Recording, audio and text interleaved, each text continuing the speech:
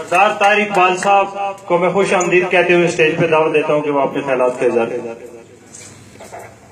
نحمدہ و نصلی علی رسول الکریم، اما بعد، اعوذ باللہ من الشیطان الرجیم، بسم اللہ الرحمن الرحیم۔ انتہائی محترم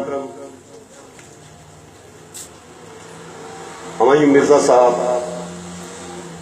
مہمان خصوصی، چیئرمین تحریک تحفظ حقوق نوجوانان آزاد کشمیر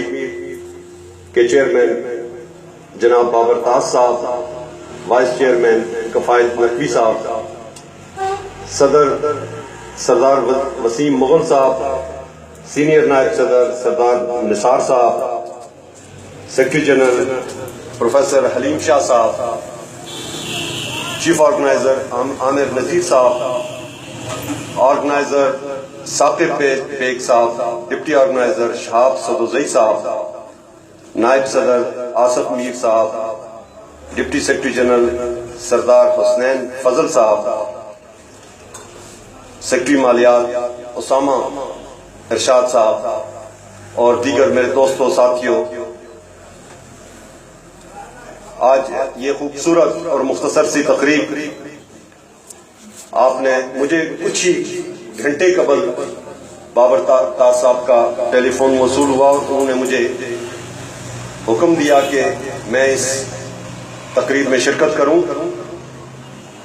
اگرچہ بقول ان کے انہوں نے بہت پہلے سے دعوت دی تھی، لیکن چونکہ میں بہت طویل عرصے کے بعد واپس اپنے گھر آیا ہوں تو بہت ساری مصروفیات، دوست احباب جو اس دنیا میں نہیں ہیں، بالخصوص تعزیت کے لیے ہر جگہ جانا پڑتا ہے، تو صبح سے لے کے رات گئے تک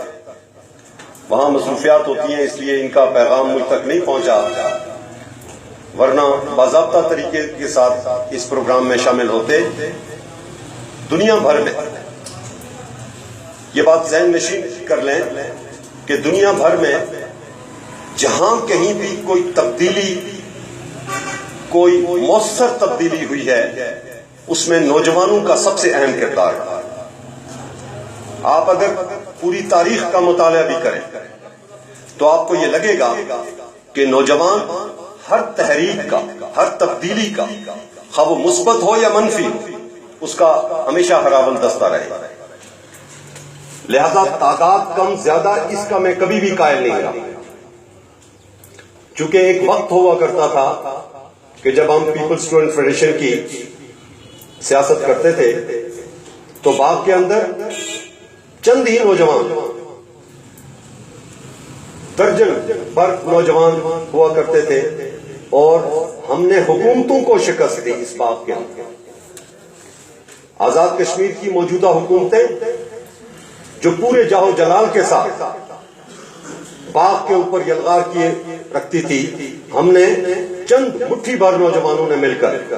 ہم نے ان کو شکست دی، اور پورے دنیا میں، بالخصوص اگر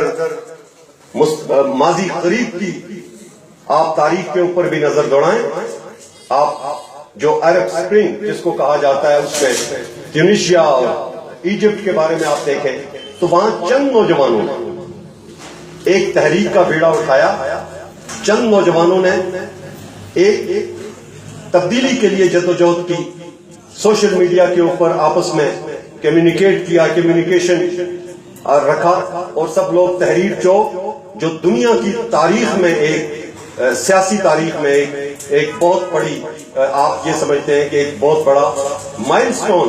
بن گیا، سنگ میل بن گیا التحریر چوک۔ یہ چند نوجوانوں نے،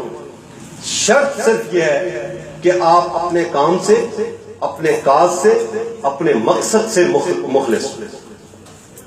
ہمارا پرابلم یہ ہے کہ ہم اس ملک کے اندر ہم ہر شخص کو مخلص دیکھنا چاہتے ہیں، لیکن خود مخلص نہیں ہوتے۔ ہم جو کام کر رہے ہوتے ہیں ہمیں خود اس کے اوپر یقین نہیں ہوتا۔ یاد رکھیں کہ جو بھی آپ کام کرتے ہیں،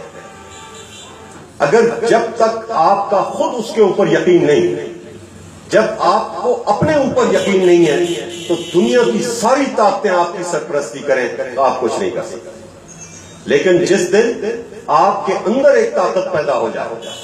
اور آپ کو یہ یقین پیدا ہو جائے کہ آپ اس معاشرے میں اپنی بساط کے مطابق ایک تبدیلی لا سکتے، اور چند لوگ مل بیٹھ کر اگر خلوص نیت کے ساتھ اللہ کو حاضر ناظر جان کے اپنے دل سے بے ایمانیوں کو نکال کر، تو اگر آپ کوشش کریں گے تو آپ دیکھیں گے کہ کچھ وقت کے بعد آپ کی اس محنت کا ثمر آپ کو ملے گا۔ دو چیزیں بہت ضروری ہوتی ہیں کوئی بھی کام کرنے کے لیے، میں نوجوانوں سے یہ بالخصوص یہ کہوں گا، ایک پیشنس، صبر و تحمل، کہ ہتھیلی پہ سرسوں۔ آج جو چھوٹے چھوٹے نوجوان ہیں کوئی بات کرتے ہیں تو ان کا خیال یہ ہوتا ہے کہ فی الفور ہمیں اس کا رزلٹ ملنا چاہیے، ایسا ممکن نہیں ہے۔ آپ کو ایک کنسسٹنسی، دوسری چیز ہے پیشنس، اور دوسری کنسسٹنسی، کہ آپ استقامت کے ساتھ، آپ مستقل مزاجی کے ساتھ، آپ اپنے موقف کے اوپر جب کھڑے رہتے ہیں، کسی کام کے لیے جدوجہد کرتے ہیں، تو پھر کارواں بنتا جاتا ہے۔ بہت شعر لکھتے ہیں ہم کہ اکیلا ہی چلا تھا جانب منزل، مگر میں اکثر جگہ پڑھتا ہوں لوگ ملتے گئے کارواں بنتے گئے۔ تو کارواں تب بنتے ہیں کہ جب آپ اپنے کام کے ساتھ مخلص ہوں گے، آپ اپنے ساتھ مخلص ہوں گے۔ جب آپ کہیں بیٹھ کے آپ کا ذہن کہیں اور ہو، کام کچھ اور کر رہے ہو، تو یاد رکھیں یہ صرف ٹائم کا ضیاع ہے، یہ وقت ضائع کرنے کی مترادف ہے۔ تو تحفظ حقوق نوجوانان یہ بہت اہم کام، اس سے اہم کام شاید دنیا بھر میں کوئی اور نہیں۔ یہ آپ نے اتنی بڑی آرگنائزیشن بنائی ہے، اتنی بڑی تنظیم بنائی ہے، میں اس کے لیے آپ کو مبارکباد پیش کرتا ہوں۔ لیکن اگر یہ 11-12 لوگ جو آپ تنظیم کے عہدیدار ہیں، اگر آپ خلوص نیت کے ساتھ کام کریں تو یاد رکھیں کہ آپ پورے باغ کے اندر ایک بہت بڑی تبدیلی لانے میں ایک بہت بڑا اہم کردار ادا کر سکتے ہیں۔ میری بہت خواہش ہوتی ہے کہ نوجوانوں سے بہت انٹریکشن ہو، ان کے ساتھ بات کی جائے، ان کے ساتھ گفتگو کریں، اور ان کے ساتھ جو ان کے ایکسپیرینسز ہیں، ان کے جو تجربات ہیں وہ بھی شیئر کیے جائیں، اور ان کے ساتھ اپنے تجربات بھی شیئر کیے جائیں۔ بدقسمتی کے ساتھ آج ہمارے باغ کے انتہائی، میں سمجھتا ہوں کہ باغ کے ایک آئیکن حسن محمد صاحب، مجھے پورا یقین ہے کہ جس بلڈنگ میں اس وقت ہم بیٹھے ہیں اس کے آرکیٹیکٹ بھی وہی ہے۔ مجھے پورا یقین ہے کہ قیوم صاحب نے یہ جب بلڈنگ بنائی تھی تو اس وقت باغ کے اندر کوئی آرکیٹیکٹ سوائے حسن محمد صاحب کے موجود نہیں۔ آج ہمارے باغ کے ایک بہت بڑے آرکیٹیکٹ حسن محمد صاحب انتقال کر گئے، میں نے ان کے جنازے پہ پہنچنا ہے، ورنہ بہت تفصیل کے ساتھ بات بھی کرتے اور آپ کی بات بھی سنتے۔ مجھے بہت خوشی ہوتی آپ کے ساتھ بات کر کے، آپ کے ساتھ انٹریکشن کر کے، لیکن بدقسمتی کے ساتھ ایک تو وہ فوت ہو گئے، اور دوسرے ہمارے ایک دوست ہیں مختار صاحب، ان کی جوان صاحب 13-14 سالہ بیٹی فوت ہو گئی نڈیولہ میں، وہاں بھی جانا ہے، تو جنازے میں پہنچنا ہے۔ میں آپ سے معذرت خواہ ہوں کہ میں اپنی بات کرنے کے بعد سیدھا یہاں سے نکلوں گا۔ میں آپ کا شکر گزار ہوں، صافی حضرات کا بھی، راشد صاحب کا بھی، اور باقی جو دوست ہیں آپ سب کا، بابرتاز صاحب کا، اور میں معذرت خواہ ہوں ہمایوں مرزا صاحب، ان کی یہ بہت بڑے آزاد کشمیر کے صف اول کے دانشور پروفیسر مرزا صاحب کے صاحبزادے ہیں، اور وہ اپنے وقت کے اللہ انہیں غریق رحمت کرے۔ ریاست جموں کشمیر کے میں سمجھتا ہوں کہ جب دانشوروں کی بات ہوگی